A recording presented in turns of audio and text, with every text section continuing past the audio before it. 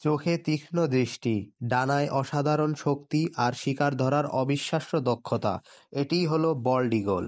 বল্ড eagle মূলত উত্তর আমেরিকায় পাওয়া যায়।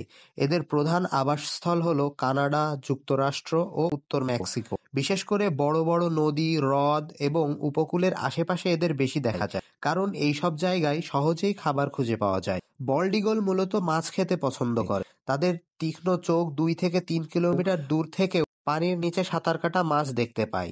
তবে শুধুমাত্র মাছই নয়, এরা ছোট স্তন্যপায়ী প্রাণী, পাখি, এমনকি মৃত প্রাণীর মাংসও খায়। কখনো কখনো শিকার ছিনিয়ে নিতেও দ্বিধাবোধ করে না।